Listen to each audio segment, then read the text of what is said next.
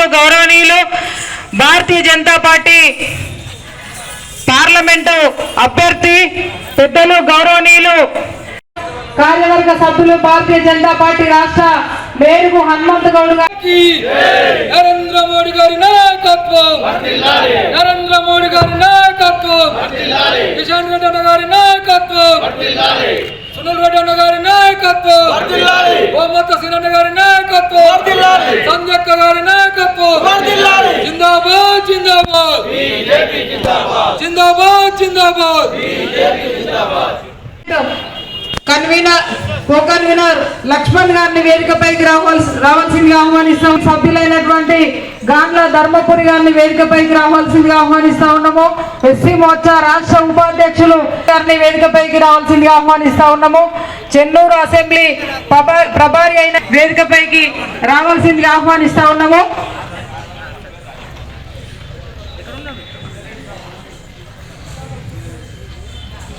దృష్టికి తీసుకురావాల్సిందిగా కోరుతూ మరి ఈ కార్యక్రమంలో పాల్పంచు ధన్యవాదాలు తెలియజేస్తా ఉన్నాను. అంతర్గాం పాలకుర్తి మండలం నుండి విచ్చేసినటువంటి అలాగే కార్పొరేషన్ 50 డివిజన్ల నుండి విచ్చేసినటువంటి భారతీయ జనతా పార్టీ నాయకులకు ఈరోజు కార్యక్రమంలో మరి విచ్చేసినటువంటి పెద్దలు సోదరులందరికీ కూడా హృదయపూర్వకంగా స్వాగతం పలుకుతూ మరి వాళ్ళ ఏదైతే గతంలో మరి భారతీయ జనతా పార్టీలో పనిచేసి తర్వాత కొద్ది రోజుల క్రితం ఎన్నికల ముందు ఎవరైతే మరి వాళ్ళ పార్లమెంట్ ఎన్నికలలో భారతీయ జనతా పార్టీ గెలిపే లక్ష్యంగా అలాగే బోడకుంటి సుభాష్ గారు, సామల కుమార్ గారు,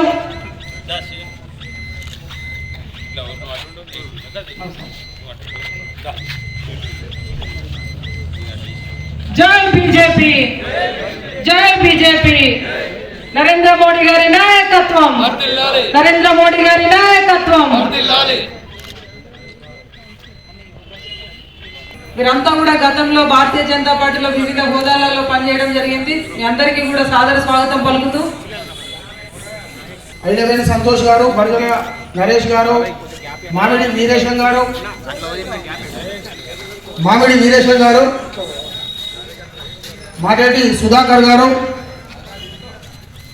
ఎం వంశీ గారు, ఎం శివ గారు, అంజయ్ రాజ్ కుమార్ గారు, కె రాజు గారు, ఏ రోహిత్ గారు, వినోద్ గారు, ప్రవీణ్ గారు, బైరి వేణుగోపాల్ గారు,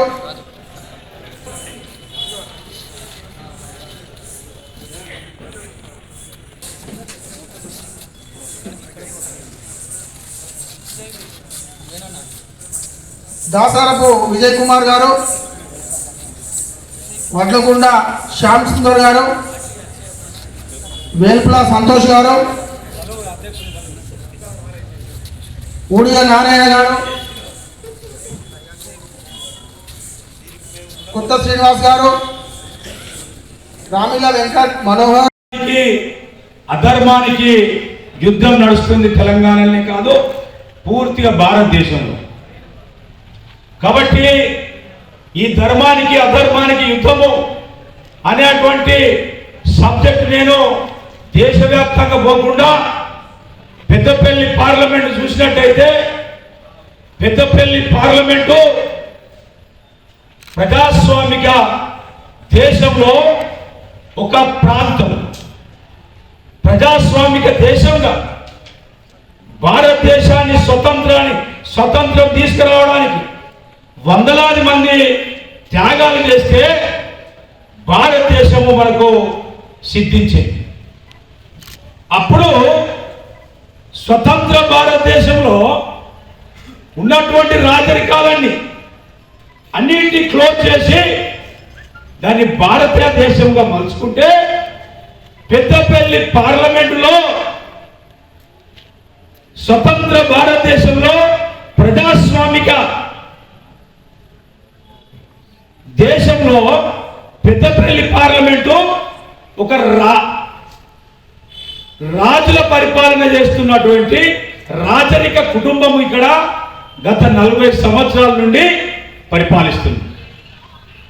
అంటే ప్రజాస్వామిక దేశంలో రాజరిక పరిపాలన, ప్రజాస్వామిక దేశం కోసము లక్షలాది మంది పోరాటం చేసిందో, వందలాది మంది ప్రాణాలు పోగొట్టుకుంటే పెద్దపల్లి పార్లమెంట్కి వచ్చేసరికి రాజరిక పరిపాలన నడుస్తున్నది గత 40 సంవత్సరాల. మిత్రుల, నేను అడుగుతున్నా, ఈరోజు ఈ గోదావరి కని ప్రాంతమైనటువంటి ఏరియా పారిశ్రామిక ప్రాంతం.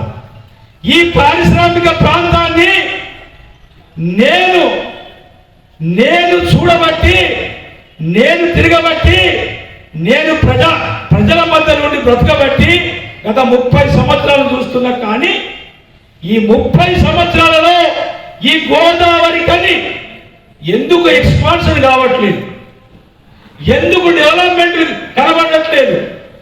ఈ గోదావరి ప్రాంతానికి మాస్టర్ ప్లాన్ ఎందుకు రావట్లేదు? ఎందుకంటే మిత్రులారా, ఇది ఒక కార్పొరేషన్ అనేటువంటి ప్రాంతం.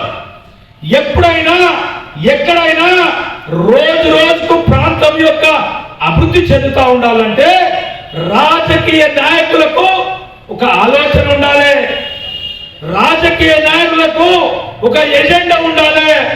నేను అడుగుతున్నా,